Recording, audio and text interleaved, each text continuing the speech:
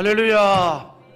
오늘 이 새벽에도 전능하신 하나님의 은혜가 우리 모든 성도들에게 함께하기를 주님의 이름으로 축복합니다.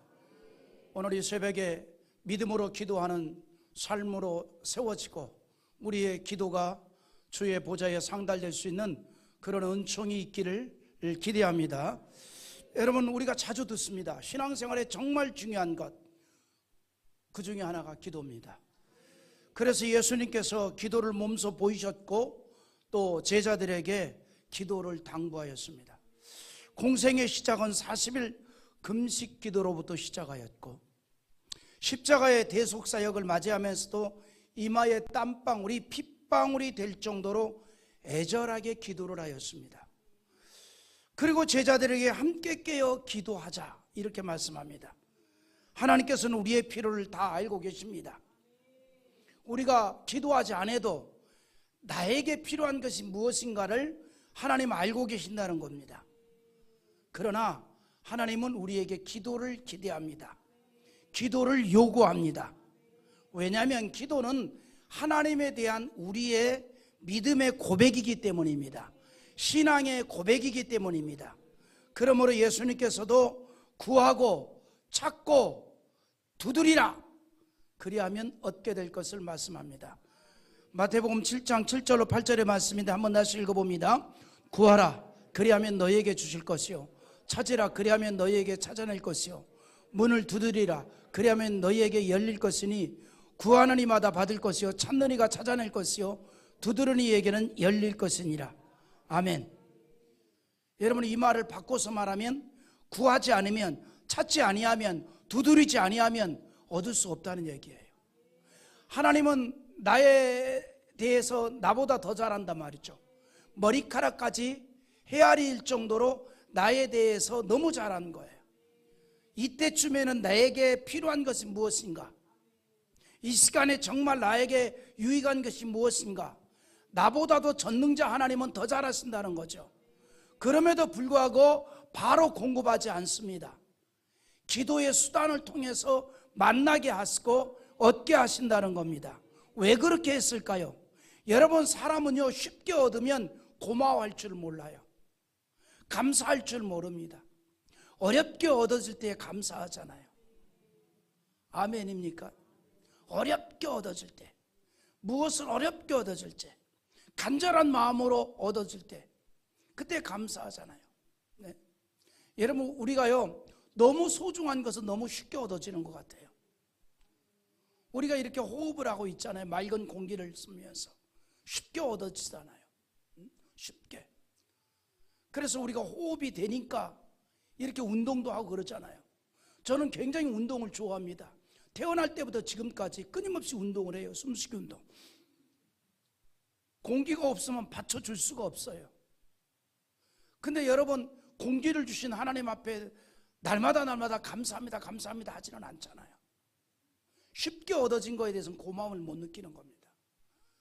하나님께서 허락하시고 하나님께서 공급해 주셨다는 것을 알고 더욱 하나님을 의지하는 신앙으로 나아가도록 하기 위해서 하나님은 우리의 필요를 다 알고 계시지만 기도라고 하는 수단을 통해서 만나게 하시고 또한 허락해 주신다는 겁니다. 간절히 기도하여 응답을 얻었을 때에 마음 깊은 곳에서부터 감사가 이루어지기 때문입니다. 그래서 그리스도인들이 범사에 감사하기 위해서는 하나님의 은혜를 깨달아야 하고, 하나님의 은혜를 깨닫기 위해서 필요한 것 중에 하나가 뭐냐? 기도다 이 말입니다. 아주 작은 일일지라도 기도하고 결과가 가져왔을 때 하나님께 감사하는 자가 될 수 있다 이 말이죠. 그래서 우리의 일상이 하나님과 교제가 되어야 되고, 하나님과 교제하기 위해서 기도라고 하는 방편을 사용한다 이 말이죠. 그래서 기도하는 사람이 하나님의 은혜를 경험할 수 있습니다. 기도는 우리가 하나님의 은혜를 경험하는 통로가 되어진다 이 말이죠. 주의 은혜를 기대한다면, 주의 은혜를 원한다면, 그러므로 주께서 말씀합니다. 기도하라. 그래서 기도는 하나님을 만나는 방편이 되어진다는 것이죠. 신명기 4장 29절에 이렇게 말합니다. 또 읽어봅니다. 그러나 내가 거기서 내 하나님 여호와를 찾게 되리니 만일 마음을 다하고 뜻을 다하여 그를 찾으라 만나리라. 할렐루야. 우리가 기도의 방편을 통해서 하나님을 찾으면 하나님 만나 주신다 이 말입니다. 그래서 기독교의 역사를 보면 하나님과 함께 했을 때는 번영하고 형통하고 평안했습니다. 솔로몬이 예루살렘 성전을 건축하고 헌당할 때 하나님께서 기뻐하고 만나 주셨잖아요. 그런데 이처럼 하나님을 만나주는, 하나님이 함께하는 그 은혜를 얻는 방법 중에 하나가 하나님을 찾으라 이 말이죠. 기도는 하나님을 찾는 일인 줄 믿습니다. 간절히 찾는 자에게 하나님 만나 주시는데, 오늘 이 새벽에도 우리 하나님께서 여러분들의 기도의 방편을 통해서 만나주는 은혜가 있기를 기대합니다. 우리가 이 새벽에 주를 만나는 것처럼 1년 365일 금년 한 해 동안 믿음으로 여호와를 의지하고 기도하는 가운데 그 하나님을 만나는 그러한 날들이 될 수 있기를 주의 이름으로 축복합니다. 여러분, 거룩이라는 의미 속에는요, 나의 행위가 아니라 거룩한 그분 때문입니다. 예수 그리스도의 보혈의 은혜로 우리가 의롭다함을 얻은 자 되었고 거룩한 자 되었습니다. 어떤 사람이 좀 오해하는 경우가 있는데, 여러분, 천국은 죄인이 가는 곳이 아니에요. 천국은 의로운 자가 가는 곳입니다. 아멘입니까? 절대로 죄인은 천국을 갈 수가 없어요. 천국은 의로운 자가 갑니다. 그런데 그 의가 누구로 말미암아? 예수 그리스도의 보혈의 은혜로 말미암아 이루어졌습니다. 그래서 우리가 의로운 자가 됐어요. 그래서 천국을 가는 거라 이 말입니다. 다시 말해서 내가 거룩한 인생이 된다는 것이 뭔고 하니, 나의 어떤 행위가 아니라 내 안에 계신 주님으로 인하여 거룩한 자가 됩니다. 하나님이 나와 함께하며 우리가 거룩한 자가 된다 이 말이죠. 아멘입니까? 그래서 우리가 기도의 방편을 통해서 하나님이 나와 함께 하는 것을 체험할 수가 있고 경험할 수가 있고, 그런 날들이 거룩한 삶이 되는 겁니다. 우리의 삶이 금년 한 해 동안도 날마다의 삶이 거룩하신 하나님이 나와 함께 하심으로 거룩함을 이룰 수 있는 삶이 되기를 원합니다. 그럴 때 하나님께서 우리의 삶을 더욱 복되게 한다 이 말이죠. 한국 교회가 빠르게 성장하던 시절에 한국교회 신앙의 특징이 뭐냐면, 많은 성도들이 기도로 깨어 있을 때입니다. 많은 성도들이 기도로 깨어 있었어요. 그럴 때 한국교회가 부흥하고 성장했습니다. 성령의 역사하심이 크게 나타났다는 겁니다. 우리는 오순절에 성령 충만받은 초대교회를 봅니다. 여러분, 12사도들이나 또 120명의 성도들이 오순절 성령 충만하기 전에는 항상 담대하지 못했습니다. 신앙에 담대함이 없었다는 거죠. 그런데 오순절에 성령 충만받고 그들은 담대해졌습니다. 주를 증거하는 데 있어서 두려워하지 않았습니다. 초대교회가 폭발적인 부흥이 일어났습니다. 그런데 오순절 성령 충만받기 전에 그들이 한 일은 뭐예요? 오로지 마음을 합하여 기도했습니다. 간절히 기도하는 중에 성령의 불을 받았다 이 말이죠. 한국 교회가 부흥하고 영적으로 깨어있을 때, 성령으로 충만했을 때 제단마다 교회마다 기도의 소리가 끊이지 않았다는 거죠. 부르짖음의 기도가 있었다는 겁니다. 여러분, 하나님의 역사는 다른 걸로 되는 것이 아니라 하나님의 영으로 되는 겁니다. 교회는 하나님의 영으로 충만해야 됩니다. 그럴 때 교회가 교회다워지는 거예요. 이걸 우리 개인에게 적용하면 이런 얘기입니다. 내가 거룩한 백성으로서 하나님의 능력을 나타낼 수 있는 것은 내 안에 주의 성령이 역사할 때 가능한 겁니다. 그런데 기도하는 자에게 주의 성령이 역사하는 줄 믿으시기 바랍니다. 성령은 기도와 함께 역사한다 이 말이죠. 그래서 한국교회가 정말로 놀랍게 부흥하고 주의 능력이 나타날 때는 많은 교회들이 기도의 소리가 끊이지 않았고 성도들이 열심히 기도했다는 사실입니다. 그런데 기도가 사라지면서 영적으로 무기력해지고 주의 능력이 점점 떠나게 되는 겁니다. 예수님께서도 천국 혼인잔치에 참여하는 자를 비유하면서 뭐라 그랬습니까? 기도로 깨어있는 지혜로운 여인들이 참석하게 될 것을 말씀하고 있습니다. 우리가 기도로 깨어있는 자 되기를 기대합니다. 따라서 그리스도인의 기도는 천국 들어가는 그날까지 날마다 이루어져야 할 일입니다. 신앙 행동입니다. 그래서 우리가 믿음으로 기도하면서 신앙생활하는 승리자 되기를 원합니다. 이를 위해서 첫째, 항상 기도로 깨어있기를 원합니다. 우리 13절 한번 다시 읽어보죠. 너희 중에 고난당하는 자가 있느냐? 그는 기도할 것이요. 즐거워하는 자가 있느냐? 그는 찬송할지니라. 오늘 말씀해 보니까 평범한 신앙생활의 원리를 말합니다. 고난당한 자가 있느냐, 원망하지 말고 기도하라는 겁니다. 기뻐하는 자가 있느냐, 하나님께 감사하며 찬양하라, 이 말입니다. 평범한 거예요. 이것이 누가 지시해서가 아니라 자동적으로 이루어져야 됩니다. 자동적으로. 사람이 반사적으로 나타나는 행동이 있잖아요.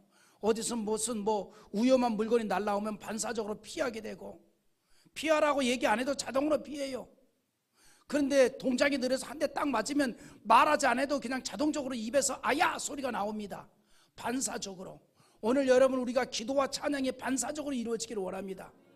어려움을 당할 때 그냥 반사적으로 오 하나님이여 역사해 주시옵소서, 기쁜 일이 생겼을 때 하나님 감사합니다라고 찬양하며 영광 돌리는 것이 반사적으로 이루어져야 된다, 이 말이죠. 신앙은 의식을 가지고 되는 게 아니에요. 그냥 우리의 체질이 되는 겁니다. 신앙은 체질이 돼야 돼요. 여러분, 세상에 제일 편한 게 뭔지 알아요? 체질이에요, 체질. 그래서 체질은 잘 안 바뀝니다. 여러분, 우리가 음식 체질이라는 것도 있잖아요. 그래도 뭐니 해도 우리 한국 사람들은 김치찌개, 된장찌개 좋아하잖아요. 외국 여행 한 일주일만 하고 돌아와 봐요. 제일 먼저 찾는 게 뭡니까? 김치찌개예요, 김치찌개. 예? 김치찌개. 이게 음식 체질이란 거예요. 우리가 예수 체질이 돼야 됩니다. 기도 체질이 돼야 됩니다. 그냥 어려움을 당하면 반사적으로 그냥 기도가 나오는 것이고, 기쁜 일이 있을 때 반사적으로 주를 찬양하며 영광을 돌리는 거예요. 할렐루야. 그래서 오늘 말씀에도 고난은 당한 자가 있느냐, 저는 기도할 것이요. 그냥 체질적으로 기도가 된다, 이 말입니다. 여기서 말하는 고난은 괴로움과 어려움을 말합니다. 다시 말해서 견디기 힘든 아픈 상태를 말합니다. 우리는 살아가면서 여러 가지 고난을 당할 때가 있습니다. 어려움을 당할 때가 있지요. 여러분, 이 세상의 삶은요, 바다와 같습니다. 바다는 항상 잔잔하지 않아요. 폭풍을 칠 때도 있습니다. 폭풍을 칠 때도 있어요. 이 세상에 근심 걱정 없는 사람이 하나도 없습니다. 다 있어요. 사람들은요, 나에 대해서는 애착이 많고 남에 대해서는 너그럽지 못합니다. 그러니까 다른 사람을 다 평안하고 염려, 근심, 걱정이 없어 보이는 것 같아요. 근데 다 있습니다. 하나님 그렇게 만들어 놨어요. 왜 그랬을까? 하나님을 찾으라고, 인간의 연약함을 깨달으라고. 견디기 힘든 아픈 상태를 만났을 때 그 중에 우리가 할 일은 하나님을 찾는다, 이 말입니다. 특별히 믿음으로 살기 때문에 당하는 고난도 있습니다. 선지자나 사도들처럼 믿음을 지키다가 당하는 고난이 있다, 이 말이죠. 욥처럼 악한 영에 의해서 억울하게 당하는 고난도 있습니다. 애매히 당하는 고난도 있지만 억울하게 당하는 고난도 있어요. 여러분, 세상을 살아가다 보면요, 억울하게 당하는 고난도 있어요. 애매하게 당하는 고난도 있다, 이 말입니다. 물론 죄로 인하여 하나님께로부터 징계를 받아 고난을 당하는 경우도 있습니다. 오늘 말씀하고 있는 고난은 그 모든 걸 다 포함하고 있는 고난을 말합니다. 죄로 말미암아 당하는 고난, 애매하게 당하는 고난, 억울하게 당하는 고난, 그걸 다 포함하고 있다, 이 말입니다. 무슨 일을 만나든지 이 말은 기도하라, 이 말이죠. 이거는 명령입니다. 신앙으로 사는 사람은 고난을 당할 때 기도할 것을 말하고 있어요. 성경은 우리의 모든 염려거리를 다 주께 맡기라 그랬습니다. 뭘로? 기도로 맡겨라, 이 말이죠. 내가 끌어안고 있지 말고, 여러분, 우리가 가만히 생각해 보세요. 내가 하는 염려와 근심 걱정, 그거 염려와 근심 걱정한다고 해결될 게 하나라도 있는가? 없어요. 염려한다고 해결될 게 뭐가 있습니까? 하나도 없습니다. 그래서 베드로전서 5장 7절에 너희 염려를 다 주께 맡기라, 이는 그가 너희를 돌보심이라. 하나님이 우리의 삶을 돌본다, 이 말입니다. 여러분, 사람은요, 어려움을 당하고 괴로움을 당하면 원망과 불평과 한숨을 쉬는 것이 습관이 될 수 있습니다. 그러나 그리스도인들은 뭐가 습관이 되어야 되느냐? 기도가 습관되어야 됩니다. 여러분, 습관은 인격이 되는 거예요. 그러니까 여러분, 우리가 항상 좋은 습관을 길들일 수 있기를 바랍니다. 습관은 인격입니다. 좋은 습관을 길들여야 돼요. 원망과 불평이 습관이 되면 안 된다, 이 말이죠. 우리는 정말 기도가 습관이 될 수 있기를 주님의 이름으로 축복합니다. 무겁고 힘든 짐을 홀로 지고 있지 말고 하나님께 기도로 맡기는 거예요. 맡기는 거예요. 그래서 즐거워하는 자가 있느냐? 그는 또 찬송하라 그랬습니다. 여기서 말하는 즐거워하는 것은 하나님께서 은혜로 주신 좋은 결실들을 말하는 것인데, 내가 노력하고 땀을 흘려서 잘된 것이 아니라 하나님의 은혜임을 믿고 찬송하라 이 말입니다. 이게 은혜예요. 은혜가 충만한 삶이 뭐냐? 하나님이 하셨다는 것을 깨닫고 고백하는 것이 은혜가 충만한 삶이라 이 말이죠. 이스라엘 백성들의 애굽에서 고통 중에 울부짖을 때 하나님께서 그 소리를 들으시고 구원해 주십니다. 출애굽기 2장 23절에 이런 말씀을 해요. 한번 읽어봅니다. 출애굽기 2장 23절. 예, 그렇다고 쳐요. 제가 읽어드리겠습니다. 여러 해 후에 나왔어요. 예. 자, 읽어봅시다. 여러 해 후에 애굽 왕은 죽었고 이스라엘 자손은 고된 노동으로 말미암아 탄식하며 부르짖으니 그 고된 노동으로 말미암아 부르짖는 소리가 하나님께 상달된지라. 아멘. 이스라엘 백성들이 고통 중에 뭐 했어요? 부르짖었어요. 근데 중요한 게 있습니다. 여기서 중요한 게 뭐냐? 그 소리가 하나님께 상달됐다. 그 말이 무슨 말이냐면 고난 중에 우리의 신음소리도 하나님은 들으신다는 거죠. 하나님 들으신다. 할렐루야. 그래서 성경은 뭐라고 연관이? 기도하는 자에게 구원을 약속했습니다. 그래서 아무것도 염려하지 말아라. 성경은요, 우리에게 염려하라 이렇게 말하지 않아요. 염려하지 말아라. 염려하지 말아라. 그러면 뭐 해야 되느냐? 기도하라. 간구하라. 그래서 빌립보 4장 6절과 7절이 이렇게 얘기합니다. 또 읽어보겠습니다. 아무것도 염려하지 말고 다만 모든 일에 기도와 간구로 너희의 구할 것을 감사함으로 하나님께 아뢰라. 그리하면 모든 지각에 뛰어난 하나님의 평강인 그리스도 예수 안에서 너희의 마음과 생각을 지키시리라. 기쁠 때나 슬플 때나 항상 기도하여 하나님께서 약속하신 복을 받는 성도들이 되라 이 말입니다. 그런 은혜가 우리 속에 나타날 수 있기를 주님의 이름으로 축복합니다. 두 번째, 오직 주의 이름으로 기도하라 이 말이죠. 자, 우리 14절 한번 또 읽어보겠습니다. 너희 중에 병든 자가 있느냐? 그는 교회의 장로들을 청할 것이요 그들은 주의 이름으로 기름을 바르며 그를 위하여 기도할지니라. 아멘. 본문은 고난당하는 자들 중에서 특히 병든 자에 대해서 말하고 있습니다. 인간은요, 육체와 영혼으로 구성되어 있는데 한쪽만 병들어도, 그러니까 우리 인간은 육체와 영혼으로 구성되어 있지만 한쪽만 병들어도 다른 쪽도 같이 병이 찾아옵니다. 보세요. 육체의 질병이 오면 마음도 병들어요. 육체의 질병이 오면 마음도 약해진다니까요. 그렇게 연결이 돼 있어요. 연결이 돼 있다 이 말이죠. 또 반대로 마음이 병들면 육체의 질병이 생기기도 해요. 그래서 의사들이 하는 말 있잖아요. 육체의 질병의 절반은 환자의 마음에 달려있다. 마음에 달려있다. 그래 연결이 되어 있다 이 말이죠. 그런데 육체의 질병이든 마음의 질병이든 먼저 주의 이름으로 기도하라 그랬습니다. 병든다는 교회의 장로를 청하라 그랬는데 여기서 말하는 장로는 주님의 양떼를 돌보는 장로를 말합니다. 성경에 장로가 두 반이 있습니다. 7일을 담당한 장로가 있고 목양과 7일 담당한 장로가 있습니다. 일반적으로 구분하기 위해서 목양과 7일을 담당한 장로를 목사라 하고 7일을 담당한 장로를 장로라 합니다. 본문의 장로는 목양을 담당하는 장로를 말합니다. 그를 청하라 이 말이죠.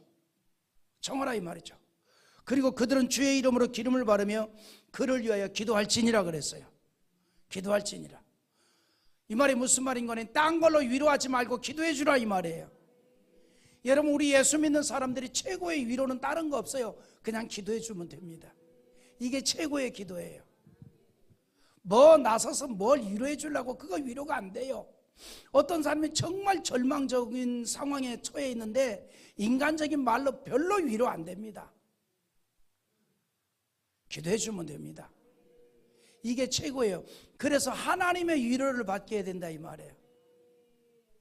예전에 제가 얘기한 것 같은데 어느 목사님이 교수님인데 평생 대학에서 강의를 하는 분입니다. 근데 노년에 그분이 하와이에 세미나를 갔습니다. 근데 아주 사랑하는 막내딸을 데리고 갔어요.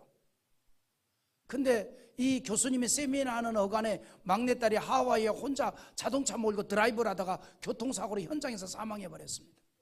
근데 그분이 한 말이 있습니다. 자기가 목회를 하면서 이렇게 어려움을 당한 자를 위로했는데 내가 이런 일을 당하고 보니까 내가 했던 위로가 아무것도 아니었다는 걸 느꼈대요. 그러니까 사람들의 위로가 아니라 이 말이죠. 제대로 된 위로는 하늘의 위로입니다. 하나님의 위로가 완전한 위로가 되는 거예요. 전능자의 위로가 완전한 위로가 됩니다. 그런데 그 위로를 위해서 뭐하라? 기도하라 이 말이에요. 그래서 제대로 된 위로는 기도를 통해서 하나님이 해주시는 위로라 이 말이죠. 그래서 질병에 빠진 자, 육신의 질병이든 또 마음의 질병이든 하나님이 만져주기를 위해서 기도하라 이 말입니다. 할렐루야. 여기 기름을 바르라 그랬는데 여기서 말하는 기름은 참기름이 아니고 들기름도 아니고 올리브 기름을 말합니다. 고대는 병자를 치료할 때 기름을 바르는 것이 일반적인 일이었습니다. 예수님께서 말씀으로 수많은 기적을 행하였지만 때로는 기름을 바르고 치료해 주셨죠. 마가복음 6장 13절에 보니까 많은 귀신을 쫓아내며 많은 병자에게 기름을 발라 고치더라 그랬어요. 여리고로 내려가다가 강도 만난 자를 선한 사마리아 사람은 먼저 기름을 바르고 치료해 주었습니다. 누가복음 10장 34절 한번 읽어보지요. 가까이 가서 기름과 포도주를 그 상처에 붓고 싸먹여 자기 짐승에 태워 주막으로 데려가서 돌보아 주니라. 따라서 여기 기름을 바르고 기도하라는 게 무슨 말인가 하니 병자들이 약을 사용하고 의사의 치료를 받는 거 성경적으로 허락된 행위입니다. 그러니까 여러분 하나님이 주신 우리에게 주신 일반 은총이란 게 있어요. 일반 은총. 그 일반 은총이 뭐예요? 의술이에요. 하나님이 주신 지혜를 통해서. 아멘입니까? 그런데 중요한 것은 뭐냐면 그렇게 일반 은총을 통해서 치료를 받으면서도 오늘 뭐래요? 기름을 바르고 뭐하라? 기도하라 그랬어요.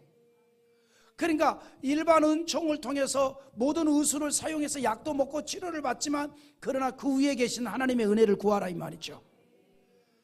아멘입니까? 주님의 이름으로 약도 먹고 주님의 이름으로 치료를 받으라 이 말입니다. 주의 이름으로 약도 먹고 치료를 받고 기도해야 한다는 것인데 가장 중요한 것은 무엇을 하든지 오직 주님의 이름으로 해야 한다는 것이죠. 성경은 예수의 이름으로 기도할 때 응답을 약속하고 있습니다. 그러므로 요한복음 14장 13절 또 읽어보겠습니다. 너희가 내 이름으로 무엇이든지 구하든지 내가 행하리니 이는 아버지로 하여금 아들로 말미암아 영광을 받으시게 하려 함이라. 할렐루야. 마지막 세 번째, 새벽이니까 빨리 해야 됩니다. 빨리 가서 또 밥하고 출근하고. 세 번째는 믿음으로 기도를 하면 응답이 있다는 거죠. 자, 15절 읽어봅니다. 믿음의 기도는 병든 자를 구원하리니 주께서 그를 일으키시리라. 혹시 죄를 범하였을지라도 사하심을 받으리라. 주의 말씀 우리에게 이렇게 선언합니다. 믿음의 기도는 병든 자를 구원하리니. 할렐루야. 여러분 신년 집회가 참 좋네요. 우리 찬양팀들이 나와서 찬양하고 또 일일 권사회가 나와서 특송하고 우리 성도들이 저렇게 앞에서부터 뒤에까지 앉아있으니까 너무 좋네요. 365일 집회했으면 참 좋겠어요. 갑자기 눈빛이 흐려지는데. 네? 자, 본문으로 갑니다. 믿음의 기도는 병든 자를 구원하라 그랬습니다. 이 말이 무슨 말이에요? 믿음으로 간구하는 기도가 응답 얻는다 이 말이죠. 예수님의 제자들이 귀신 들린 아이를 고치기 위해서 예수님을 흉내냈어요. 주님의 이름으로 병자를 고치려고 힘을 썼어요. 그런데 치료하지 못합니다. 그러나 예수님께서 귀신을 향하여 꾸짖으니 병이 나왔습니다. 제자들이 묻습니다. 선생님, 우리는 왜 쫓아내지 못했습니까? 왜 귀신을 쫓아내지 못했습니까? 예수님께서 말씀하시기를 너희의 믿음이 작은 까닭이라. 너희의 믿음이 작은 까닭이라. 그리고 기도 외에는 이런 능력이 나갈 수 없다. 기도 외에는. 기도가 능력입니다. 그러니까 하나님의 역사를 체험하기를 원하면 자꾸 기도하십시오. 청구서를 자꾸 보내는 거예요, 하나님 앞에. 그러면 하나님께서 그 청구서 받으시고, 이거는 기각, 이건 수용, 하나님 알아서 교통정리해 줍니다. 여러분, 우리가 교통정리할 필요가 없어요. 우리는 무조건 그냥 간구하는 거예요. 어떤 한의사가 그래요.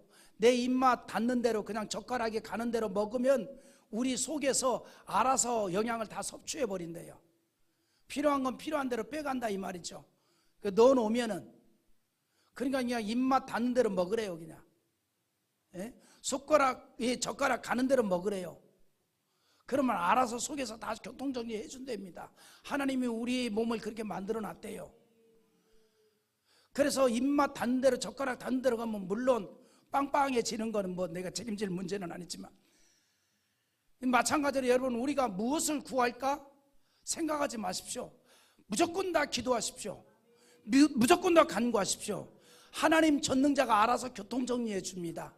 기각시킬 건 기각시키고, 거절할 건 거절하고. 그래서 여러분, 거절도 응답이에요. 하나님은 어떤 건 거절로 응답해 주시고, 어떤 건 수용으로 응답해 주시고, 하나님이 알아서 해결해 주신다 이 말이죠. 아무것도 염려하지 말고, 이 말은 구분하지 말라 이 말입니다. 근심하지 말고, 구분하지 말고 무조건 구하라 이 말입니다. 어떻게 구하라? 믿음으로 구하라 이 말이죠.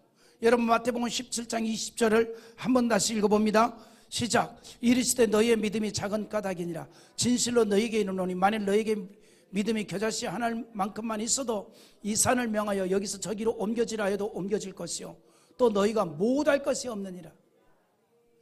여러분, 그래서 전능자 하나님을 믿는 믿음으로 사는 사람은요, 배짱이 생기고 담대해지는 거예요. 하나님이 도와주시면 못할 게 없다. 결론, 우리는 그래서 믿음으로 기도하는 삶이 되자는 거예요. 야고보서 1장 6절과 7절 한번 읽어보고 마치겠습니다. 같이 봅니다. 오직 믿음으로 구하고 조금도 의심하지 말라.